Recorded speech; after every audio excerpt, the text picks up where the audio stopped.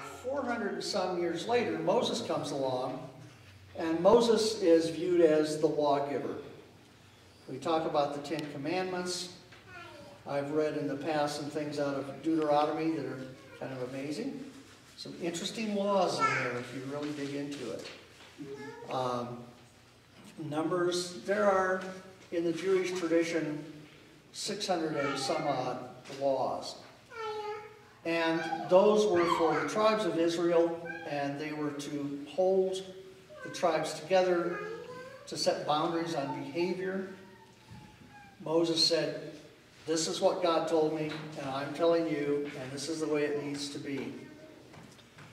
There's a line in there somewhere that says the wages of sin are death. Well, often enough, the tribe on God's behalf was the one that handed down the punishment for violating these laws. So there were a lot of things that you could get stoned for, or lose a hand for, or be banished from the tribes for. Rules, I think, we recognize as most of the time being good. With the young man, I was talking about stop signs. Well, if it was a free-for-all at every intersection, I'd be more nervous about driving than I already am. And people play pretty fast and loose with things like traffic laws, laws that as a community we decide on. Almost anything you can think of, somewhere at some time, man has passed a law against it. One of them that's on the books is that speaking badly of another person is illegal, basically, in Colorado. The truth of the matter is secondary to the fact that you publicly expose them to ridicule. That's in the process of being changed. I think our feeling now is that if somebody does something, thinking of politicians and public servants, and that it's okay to call them on their behavior. It has to be true or you run into libel. But it's one of the things that happens with man-made laws is that we change them over time. They evolve as our understanding of human behavior and society's needs evolve. But the thing about the Old Testament laws is they were handed down as this is the way it is, and here is the punishment. All of these things were considered sins. If you look at the Ten Commandments, which, we have folks that want to have it on the courthouse lawn, put it on public buildings. There are some things in there that are, pretty good ideas for how to behave. The fact that we have presented them in terms of God's punishment is something that still gets talked about today. You can turn on the TV and hear a lot of preachers talk about sin and condemnation and hellfire and brimstone. The fact that we call them laws and then we attribute them to God also creates a lot of fear. If we think about our behavior in terms of God's going to punish me for this, it's hard to focus on the concept of a loving God. But there it is, right there in the Old Testament, and it's part of our sacred literature. So what do we do with it? How do we come to terms with it? Especially given that we so often fail. I have heard a variety of people take God's name in vain. I've seen a lot of interesting behavior over 6+ decades. I've worked a lot of different jobs, and some people were more intentional and loving about their lives and about the people around them than others. And one of them that comes to mind is the business of coveting your neighbor's spouse. And I always kind of like that one because I have to say that in all those decades I've seen family and friends and acquaintances and neighbors deal with the issue of adultery. Makes for some great soap operas. You can turn on the television on any given night and see that somebody's doing a drama about it. Looking at the statistics, it's still an incredibly popular activity, in spite of being one of the big no-nos. So, you know, it's an easy one to pick on that's right there in front of us. If your personal experience is limited, I can guarantee you know somebody who's been on one side or the other of that issue. So it's an easy one to talk about, and it's one that we all recognize. And of course, the answer to that in the Old Testament is take them out and stone them. You know, xeriscaping would be a good place to look for the rocks if you've got that in mind for somebody. We do a lot of that out here, but that is not a popular response to it anymore. And how God sees it, we're going to talk some more about that, because it's still an issue, and in spite of its popularity, it's still a big no-no, at least in our minds, if not always in our hearts. But the thing to know is there are laws, and what happens with laws, and with laws that are built into the system, there are consequences. And with man-made laws, there are always consequences. You know, if you rob a bank and you keep robbing banks, eventually you wind up in prison. If you continue to cut people off in traffic, eventually you're going to cause accidents.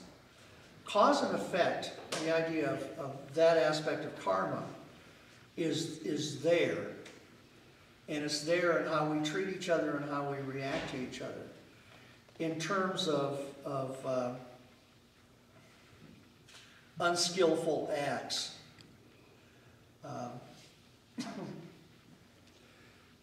Again, we make mistakes, and we get to adjust for those mistakes, hopefully. I think in God's view of us, the ones that we know are mistakes and we continue to commit probably cause more issues than the ones we say, oops, I shouldn't have done that, and I won't do that again. So there's a cumulative effect of bad choices. But then, what about this God who is a God of love, who gets talked about in the New Testament? And what do we do with that story, given the Old Testament God who's going to bring down hellfire and brimstone? And that's a good question. So let's table it for the moment and rise and sing hymn 581, Lead Us From Death to Life, because I'm much more interested in talking about life of the body and the soul and the spirit than I am about death.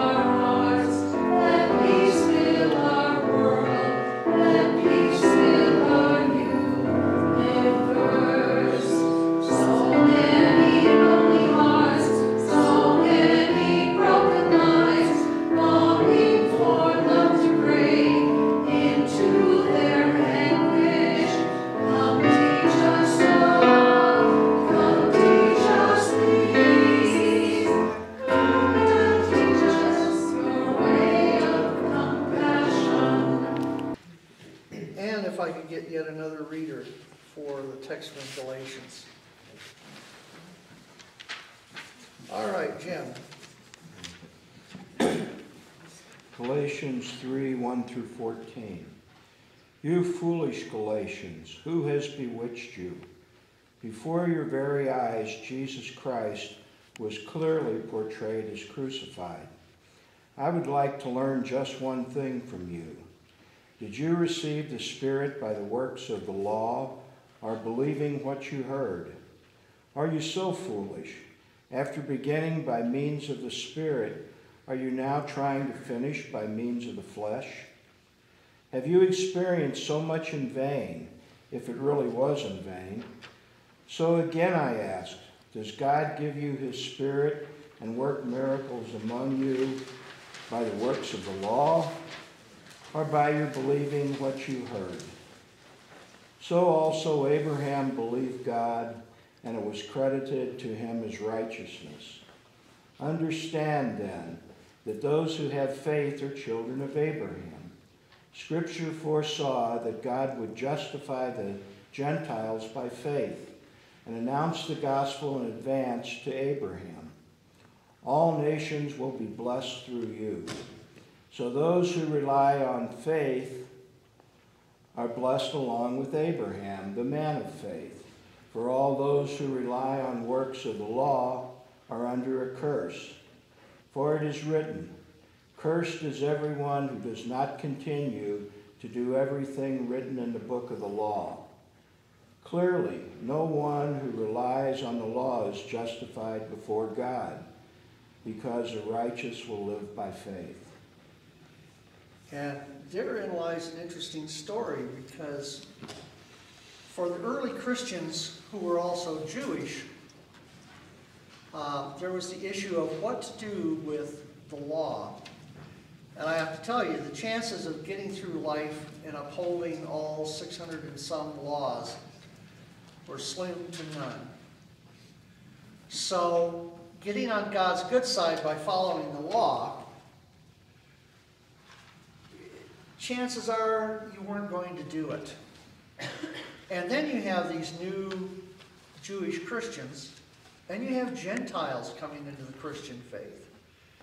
And there was a train of thought that said, if these people are going to come into this covenant with God, they need to first come through the Jewish door. They need to live under the law, and they need, assuming they're male, to be circumcised. And Paul had just a huge issue with that and wrote in Galatians and also in Romans about it. And he said, you are free now. So are you going to yoke yourselves to the law? There is a different path here. And if you are going to be set free through Jesus, through what Jesus offered, through the image of God that he offered, through the path that he walked, and then yoke yourself under a law which guarantees failure, why would you do that? So at that time there was this major battle going on of some of them believed that to be a Christian you then had to go through to Christianity through the Jewish faith first. And of course there were Jews who did not accept what Jesus had to say too, who said we're still under the law. But that brings to question a lot of what we do today to say, okay, we have to follow Old Testament rules, we have to have the 10 Commandments, on our public buildings, we have to deal with all these issues because otherwise this angry God is going to punish us. And it's part of Christianity because it's part of our sacred text. So Paul's saying, no, this is not the story. You are free. You are forgiven. And the story that Jesus told paints a much different picture of God. And going back to the business of adultery again, which is, I think is such a great example of how Jesus saw God. When the woman was caught in adultery, and the people brought her to Jesus. It was intended to be a trap for Jesus. They said, well, the law says we have to stone her, right? And if Jesus had said that's right, then Jesus says we live under the law. And he's also complicit in her death. If he says, no, that's not the case, then he has just gone against the whole Jewish understanding of the nature of God and God's rules for us.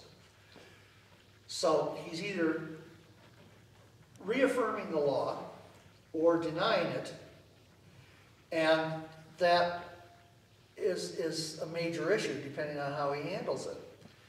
But instead he says, any of you that have never messed up, any of you that have never made an unskillful, unethical, or sinful choice, you go ahead and throw the first stone. And to her he says, walk away from it.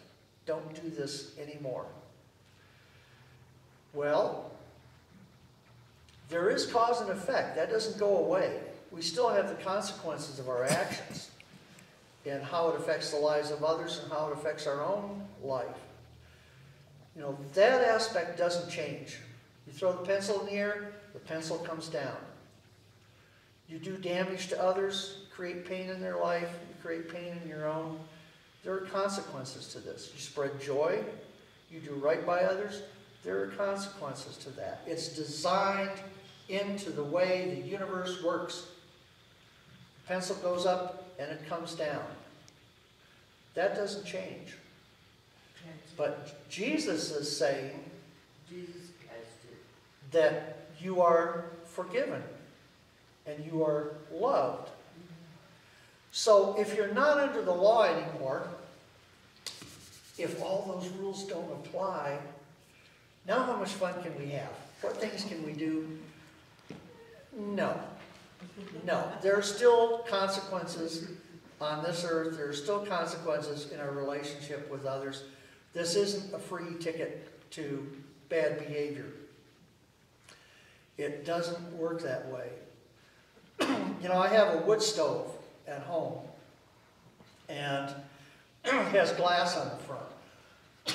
And I use it for heating as many days as I'm able to. And because of incomplete combustion and impurities in the things I burn, it's wood, you know, and wood has ash and other things. You see the smoke going up. It collects on the glass. And after a period of time, it becomes so dark that I can't see the flames anymore. And I have to clean it. So if God forgives us for our bad choices, for our unethical or sinful or unskilled choices that we make,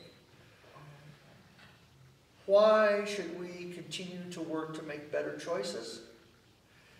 Because it interferes with our relationship with God.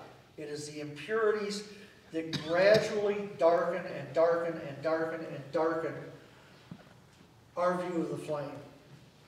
And in this life, the most important thing to any of us should be our relationship with God. Because you're only here a little while, but you are an eternal spirit.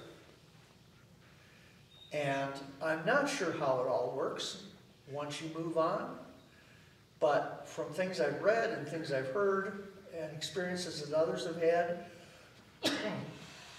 you are going to have to come to terms with these things. God will love you no less, but, you know, you still have to work through this stuff.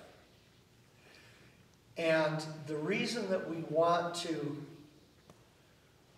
work in our spiritual journey and work at strengthening our creation, our connection with our Creator, that we are intimately a part of that and that we need to recognize it and explore it and deepen the relationship, is because life is less worth living and less valuable to the people around us who are equally loved by God when we make bad choices. And the person who cuts you off in traffic and the person who does incredibly harmful things, the murderer, the people who start wars, the people who despoil the planet, all of the things that you can think of that you would put in the bad category are equally loved of God. God loves them just as much as you, no matter how hard you're working to keep the planet clean and treat others well. Once you recognize that, and you recognize that their choices are darkening their relationship, making it harder and harder for them to connect, then you should have compassion for them. There are a few of them you may decide you don't want to be around. You know, we have freedom of association. And there's some people that are just hard on us, you know? And we choose not to involve ourselves with, let's say, people who spend 6 nights out of 7 in the bar, you know, drinking up their paycheck instead of taking it home to their spouse to pay the bills with. I worked with some of them. You know, you have choices about who you associate with, but know that they're loved and that God cares about the choices they make. And it's not about burning in hell for your choices. It's about creating barriers between you and the source of love. And that's a big deal. It really is. If you look around you and know that you are in it with everybody else and you are responsible for the choices you make, and you are still forgiven and get to do better tomorrow or this afternoon, that you can feed that spirit in others when you have the chance. And if they choose not to be fed by it, you know, cause and effect. That's their choice, not yours. It's easier to make a commitment to these choices. It's easier to make a commitment to behavior that benefits the planet while we're on it, which is a pretty short time. So, you're not under the law anymore, but you are under the law of cause and effect. The issue that Paul brought up of yoking yourselves after you've been offered freedom is an important distinction to make. The doorway to the Christian walk is not to buy all of the law of the Old Testament because Jesus set us free from that, but to recognize the commonality of humanity, the fact that we're all in it together, that we have an opportunity to grow in that relationship with the Spirit and to serve others in the process, and because what goes around comes around, serve ourselves. That's a pretty powerful thing to know. It gets rid of a lot of the fear, except again, you know, there's cause and effect. So if you run the stop signs, you should be a little fearful. But it's liberating not to act out of fear, but act out of the opportunity to walk with God in all that we do, in all that we say, in all that we are. And to walk with the people around us knowing that they're equally loved, and even though they bear the consequences, good and bad, of their actions, that they're in it with us, however we choose to behave. I couldn't resist adding to the back of the bulletin, as you may have noticed. It was just too good to pass up. A little bit of information about where you are in the journey, which is right here, right now, and I thank you all for being here. Who do you think you are? A beloved child of God, a person who is set free, a person who has a chance to make better choices than you've made so far, a chance to learn and grow, and a chance to continue to be part of this intentional community, which has been for me a truly amazing place. I can't tell you how many of you have contributed to my own understanding and my own journey. So recognize who you are. Stand proud and humble in that. Because I guarantee you're going to mess up some more. And that's okay if you learn from it. And if you're willing to accept the consequences of those times where you get it wrong. So remember, this is where you are. And celebrate it and live in it. Amen to that.